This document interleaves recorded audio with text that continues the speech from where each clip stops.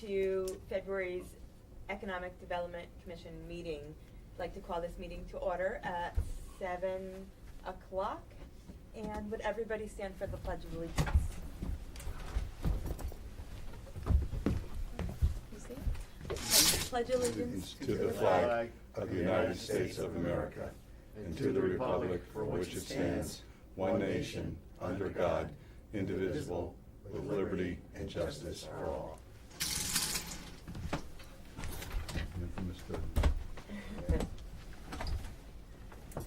We'll do a quick roll call. David? Here. Amy Durba? Here. We have a guest tonight, Joe Boudreau. Planning and Zoning Administrator. Yep. Myself, Lori Myrano, and John Tarducci. Here. And Rich Capola. Here. Perfect. Thank you. And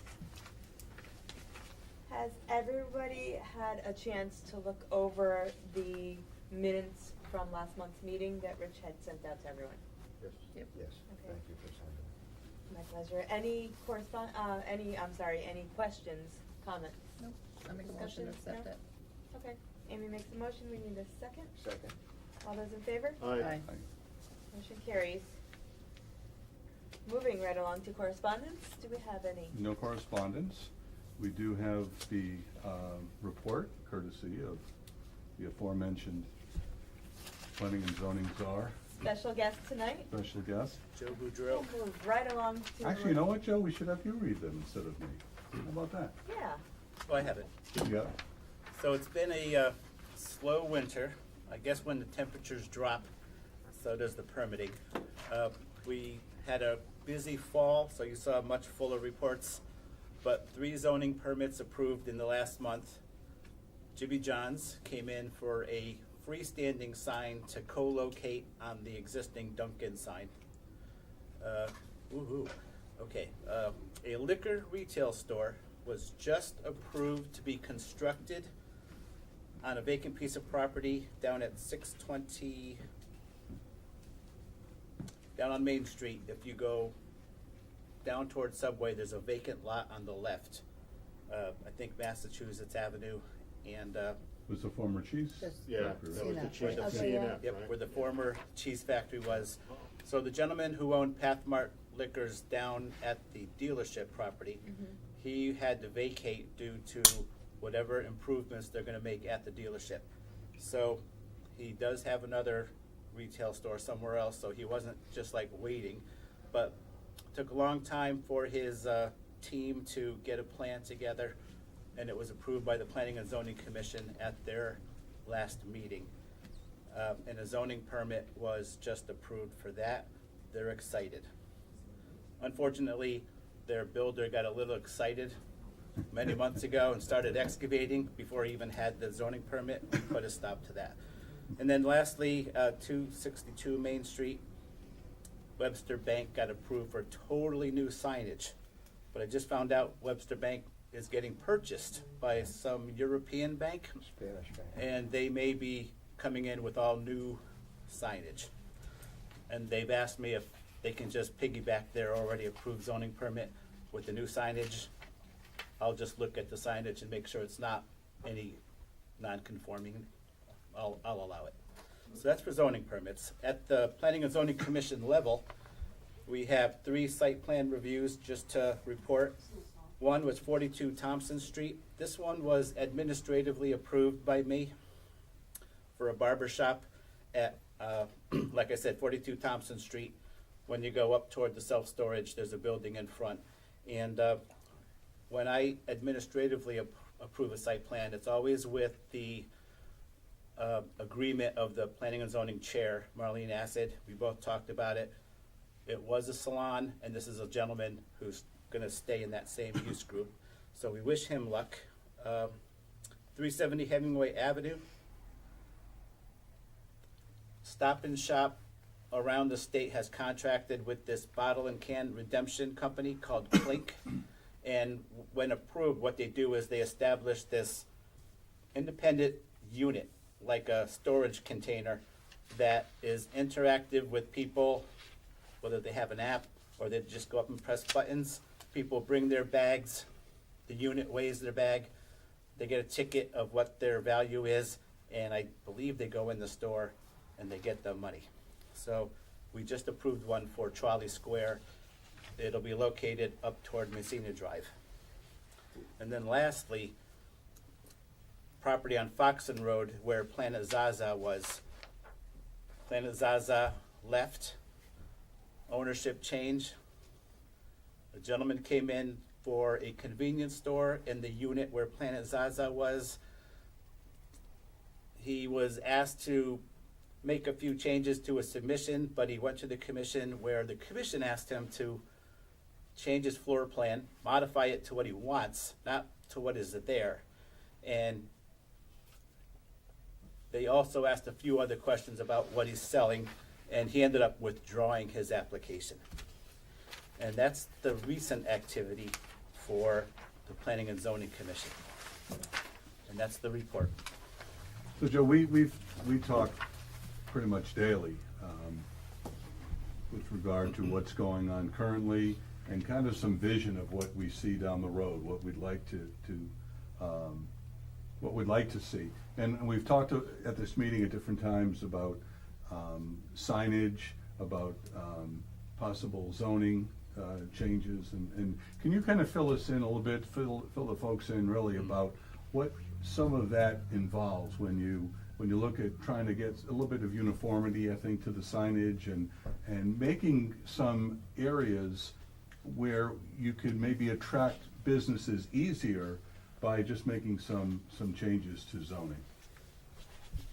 Okay, so it's not an easy thing to answer. Mm-hmm. East Haven is laid out very uniquely.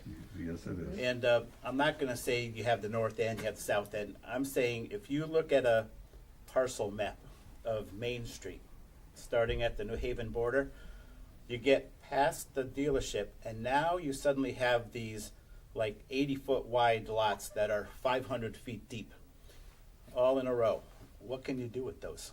You put a house in the front, and then maybe a business in the back. So historically, that's what East Haven had to deal with. Then you get your larger lots where the buildings are almost the size of the lots. And it's hard to change your zoning regs to what you have. You kind of want to write your regulations for what you have use-wise and what you want to have, looking at properties that you think are developable. So every town, every 10 years, they write this plan of conservation and development, which is a 10-year goal. Mm-hmm. So ours was adopted around 2018. So that means in about a year, we're going to be doing it again. Mm-hmm. The one we have now, I'll just put it out there, could be better, because I was looking at it yesterday and today, because I wanted to highlight where the POCD looks at commercial for the future, and they don't do it that well. But I will tell you, first starting with the POCD, this one interestingly has 6 areas of town that they call business development districts. One is Foxen Road. If you look at the zoning map or any aerial map, the west half of Foxen Road is totally commercial.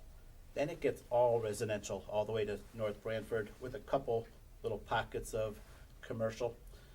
So when you turn on the zoning layer of our GIS map, now you don't have a consistent zone across the first half where it's all commercial. You have like a quilt, and that has to be fixed, where you have a consistent commercial zone that allows a lot of uses with residential. That's not a hard fix. That could take 4 or 5 months and should happen this year. Mm-hmm. John's heard it. We say that before, but I'll explain why it hasn't happened yet. Then you got Main Street, another business development zone or district in the POCD is the west side of Main Street. This is a perfect gateway into town from New Haven. It's ripe for what we call an overlay zone, where first you straighten out the consistency of the base zone zoning districts, then you do an overlay. I'll get back to that. we're sitting in what the POCD calls the Central Business District. Often, I've always wondered if East Haven even had a central business district. Well, the POCD says we do. That's basically a neighborhood where we have residential, commercial, it's all walkable within a certain radius. I can see this being a CBD. Mhm. It's in there. Hemingway Avenue has a development zone. The industrial area, Proto, Commerce Street, Tweed, that's in there.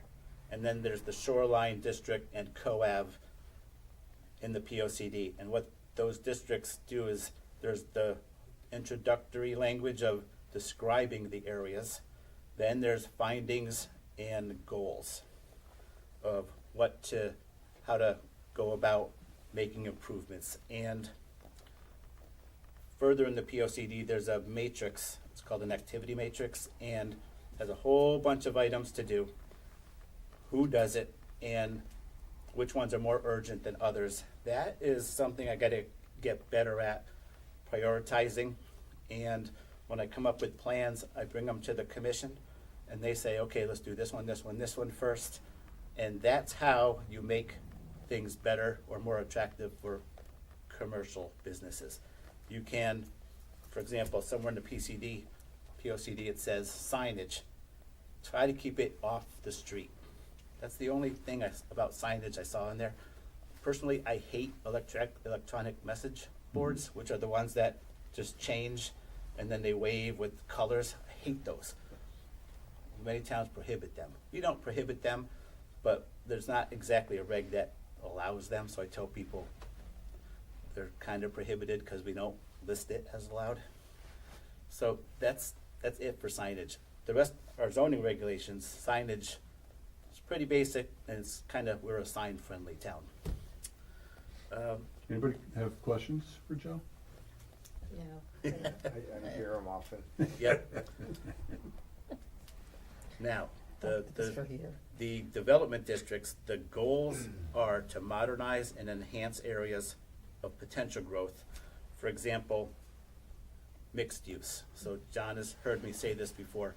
So mixed use is where you have a large property, you can put a retail area over here, residential apartment building here, maybe a little restaurant in the front. That's when you have a big property.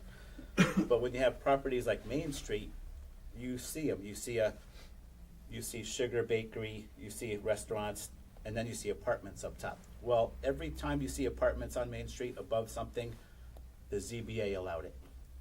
That's when our regs don't allow it. But if you go to the Zoning Board of Appeals and you request 3 apartments above a bakery, there's a chance they approve that. Well, nowadays, you can't let it be that easy because, sure, you can put mixed use down Main Street. This is why it's delayed. But now somebody gets excited. I want to put 2 apartments up there. Well, it's going to cost them $90,000 to put sprinklers in their house and put separation for fire between the floors. Well, suddenly you allow it, but who's going to do it? So we had to slow that down a little bit. So, but one day there'll be an overlay district, which is not fixed. It's just an overlay district for, say, mixed use with its own standards, where if you have a 3/4 acre property somewhere on Main Street, you can do this. Even though the regs say you can't do it, the overlay says you can. So we'll be looking at that No. for Hemingway, Foxon Road, and Main Street. We actually fought for something along those lines at the Rite Aid on Main Street. In fact, we met with a group that wanted to put an apartment building there. And then we asked them, we didn't want to give up, we don't have as many opportunities at retail, so we had wanted retail and apartments. At first they said yes, and then the builder changed his mind. Now, it does become pricey Sure. sometimes in doing the mixed use, for sure. But one thing we've talked about often, or well, at least one section of town for sure, that I think the exciting things are happening in would be Foxon. We've talked many times about the project at former Foxton Country House and what's going on there. And now you see when you go by some of the foundation and stuff going in. So, you know, that's gonna get better and better and as we get further along. Up the street where the Rite Aid is in Foxton, we've had some kind of exciting news about that.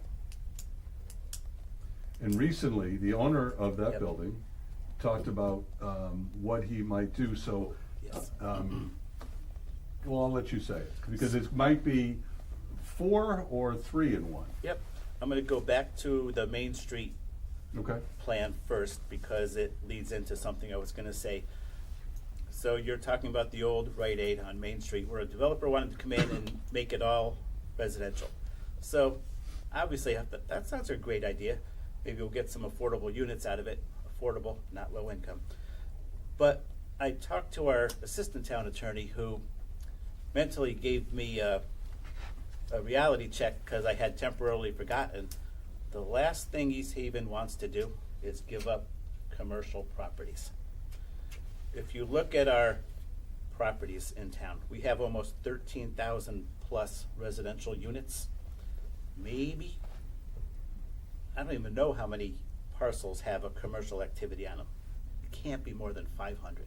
Wow. So that's, and I don't know how many parcels we have, but it's a big discrepancy. So we can't allow, say, Rite Aid to become residential. It would have to be mixed use. So they weren't interested in that, I guess. Now, going back to Foxton, we had a property that was a Rite Aid, closed. Fortunately, with Rich's due diligence, I mean, I've never met an economic development coordinator who worked the phones like him and then reports what he's been doing to our office. Like, we work 5 days a week. I think he's in our office 12 times a week. You're not gonna believe it, Joe. I just got a phone call. I think something's gonna happen. And he's working the phones, and one of the properties was the Rite Aid on Foxton. He's like, Joe, what can we do there? There's a guy, he wants to sell tires. Joe, what can we do there? I think there's a restaurant. So he always wants to know. And I then tell him, the regs don't allow it. Regs don't allow it at this time. But we do have, there was a sale where a liquor retail store that's in East Haven is gonna move there.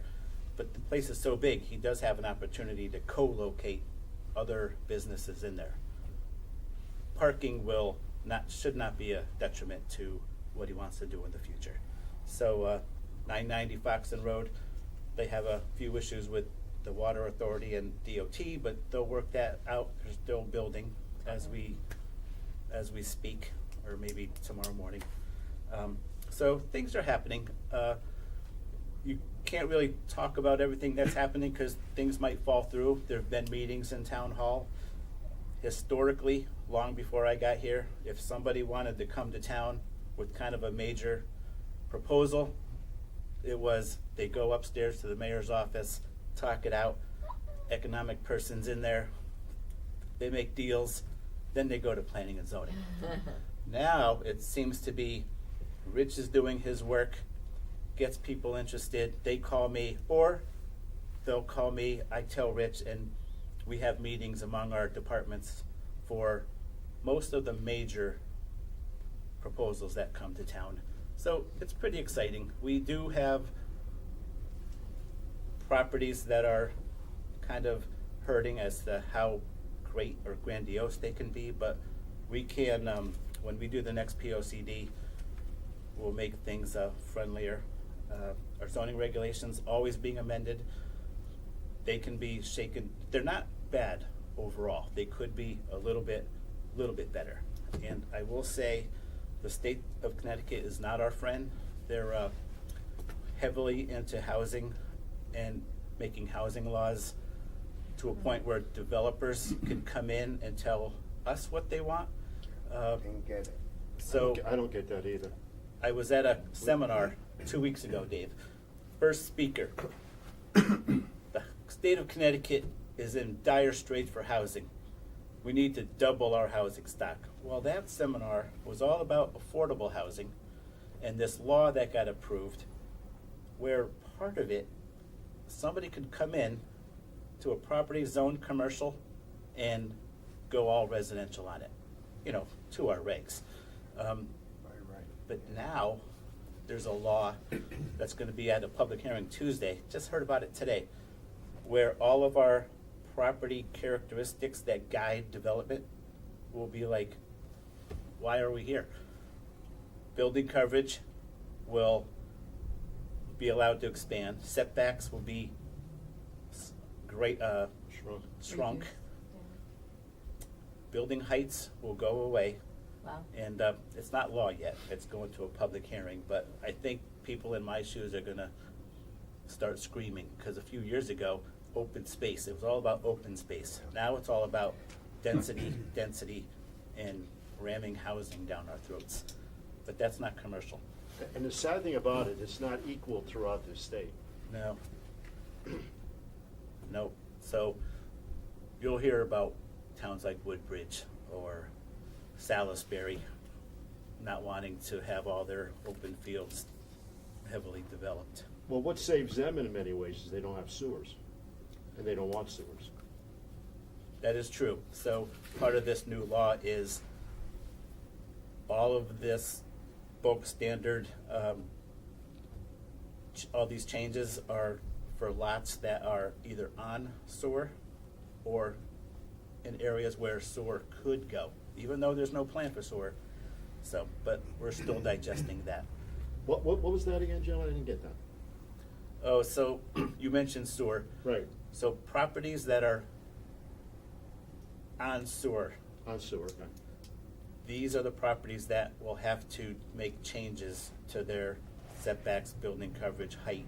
Everything ZBA has to think hard about allowing people to encroach. Also for land areas that potentially there could be sewer, even though there's not a plan.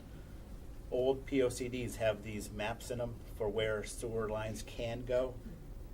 That's kind of like the guiding map of where towns may have to make changes to their bulk standards. So I talked about the POCD, and then I'll take questions again. The zoning and regulations, in the last year, we made changes. Our use tables are much more improved and friendly for anyone with a business to look at our regs and see where can they potentially go. We used to have a grid that even boggled my mind and was hard to deal with, but now it's go to this property, CA1, go to CA1, all your uses are right there. So that was a big change that are good. Just so you know, anybody who comes into town, if they're not replacing a use that's similar, where I can administratively approve, they're going to the commission for a site plan or a special exception. Our Planning and Zoning Commission, very fair. They ask great questions. It's almost like they want to approve you. So just bring good plans with you. And then our zoning districts, like I said earlier, they're kind of quilty.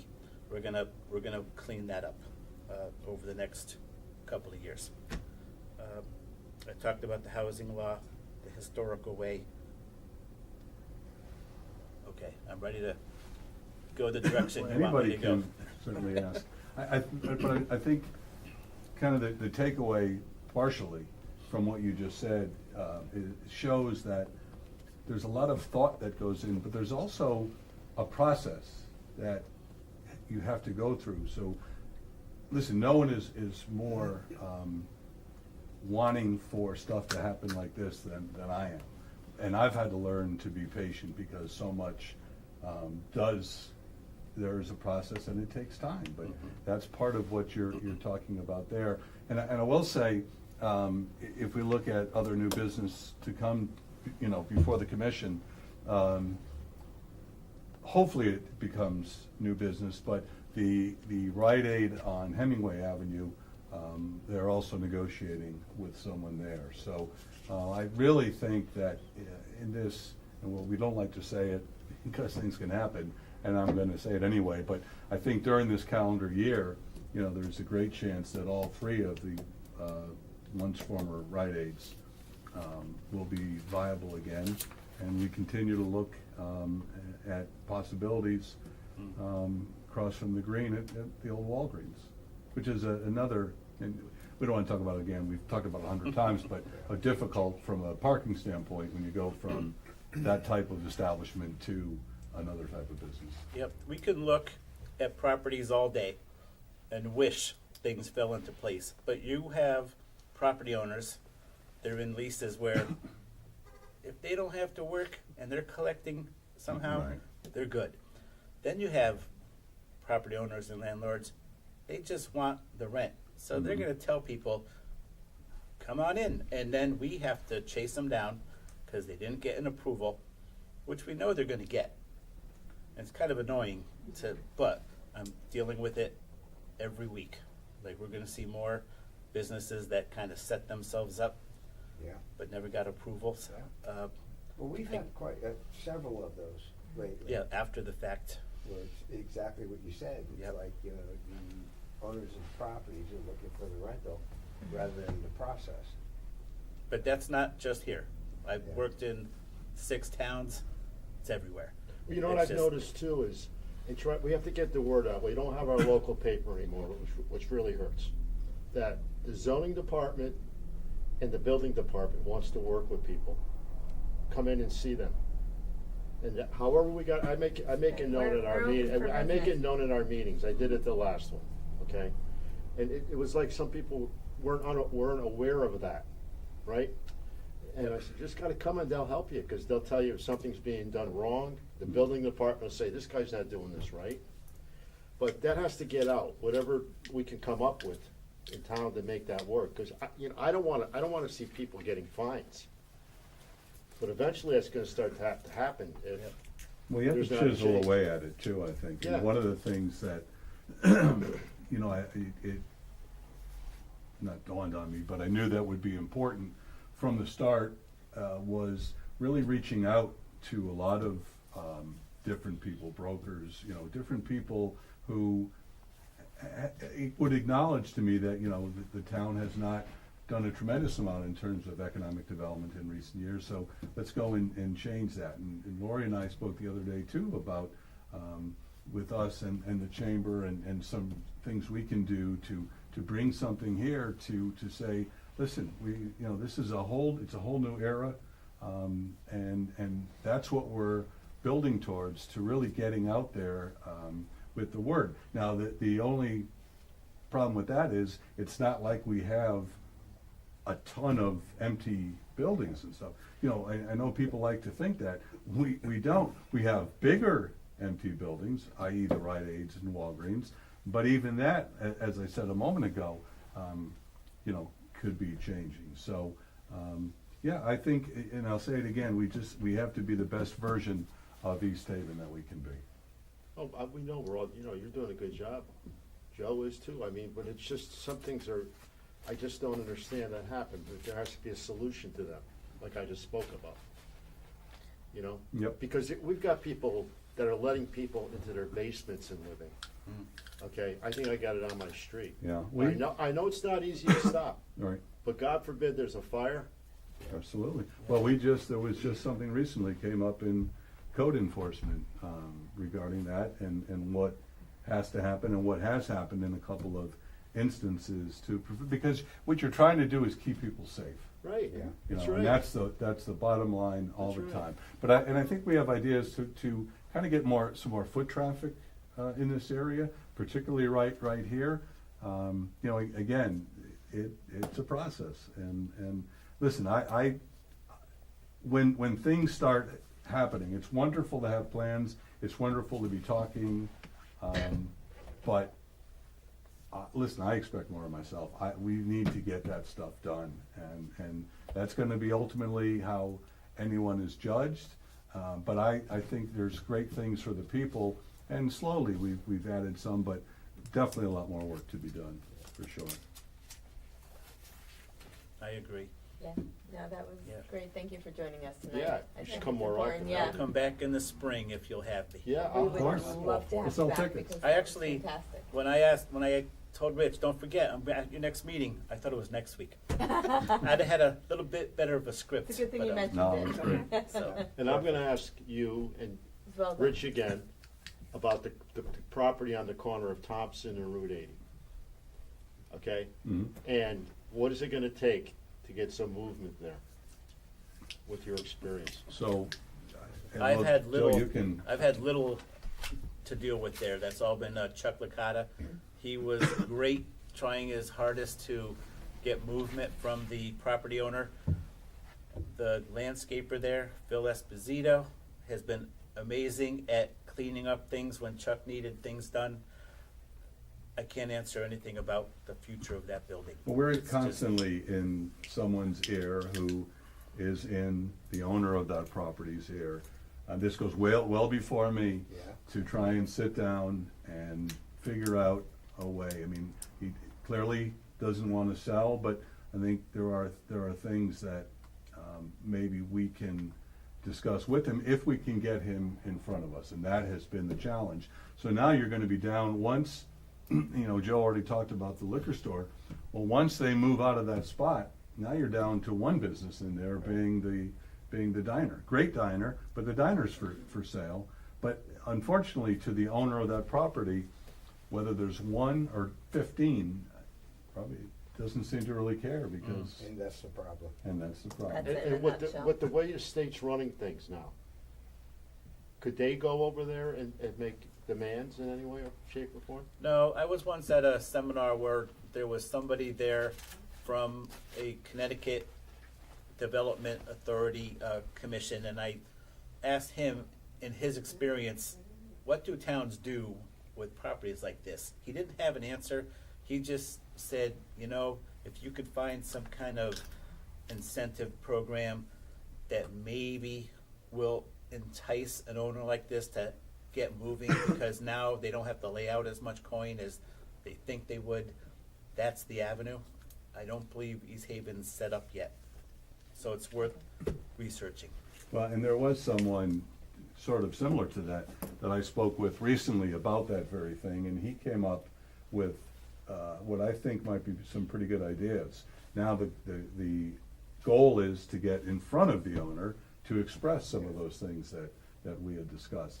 The small bit of sunlight with that is, back in December, the person who speaks with the owner said to me, he said he might be willing to talk now. Now, whether something has changed, maybe, sometimes it's just a matter of something changing in someone's life where all of a sudden, maybe it does behoove them to sell a piece of property, whatever. So, but there's no shortage of attempts, but as I said, this goes well before me in trying to make an inroad there, and not resting until it happens. I'm pretty thick-headed, but I think that's a good thing in this instance. But we'll keep at it, because the potential there, and we've talked to all of us, and John and I many times too, understand the possibilities there. And that is the most prime piece of real estate, I think, in the town, with respect to what you can do with it. There's enough room to do some pretty exciting Plenty of things. parking, yeah. So we will continue with that. There's also progress in, and no talks involving the former Adrenaline Rush. That's a 26,000 square foot building. So again, talks go on, and we'll see if this maybe lands us a tenant there. That's great. Sounds like a plan. Yeah. Thank you so much, Joe. You're welcome. Yeah, thank you, Joe. And so, It's very thank cozy. you for the director's report and for the update from planning and zoning. Moving right along to other new business that should come before the commission. Does anybody have any other new business? I think we alluded to that a little bit. Some of it is new business or potential Mhm. new business, and some of the things we just alluded to. New restaurant here within this structure. We talked about that the last time, our last meeting back in January. So, you just keep at it. That's all you can do, every day. I'll add a couple quick chamber events coming up. Next week, there's a business after hours at the Sandpiper. Love to get people down to the beach. You do not have to be a chamber member to come to any of the business after hours or the events. On February 26th, the chamber is doing a small business development forum. We're going to have a few speakers, and again, we invite everybody. It's on our website. If you need information, please reach out to myself or look it up on the East Haven Chamber website. And then in March, we're doing another game night at the Irish American Club. So that's always a fun kind of educational event. Terrific. It's not Twister, is it? It's not Twisted. It's like Okay. Oh, a. shucks. It's like a Jeopardy/Family Feud. Okay, that sounds like fun. It's on tax day, right? Yeah. And what's the date of the Sandpiper? I think it's next Tuesday. Is that It's Tuesday. the 17th? It's the yeah, I think it's 17th. Joe, don't be a stranger, I'm serious. Yes. We would really love to have you. We'd when like you to, can I'd make like it. to see you Think- 4 times a year. May. A week, you mean? No, I was thinking 4 times a year. I think that would be good. Yeah, May I would need be- something new. That would be nice. This works out well. Yeah. It's very informative, and I think Yeah. anyone out there listening loves to hear from Joe. So, Yeah. no public comment. If there's nothing else, we need a motion to adjourn. I mean, I'll second. All those in favor? Aye. Meeting adjourned Da-da-da-da-da. at 7:36. I have a silly question for you. Once we're off, I guess.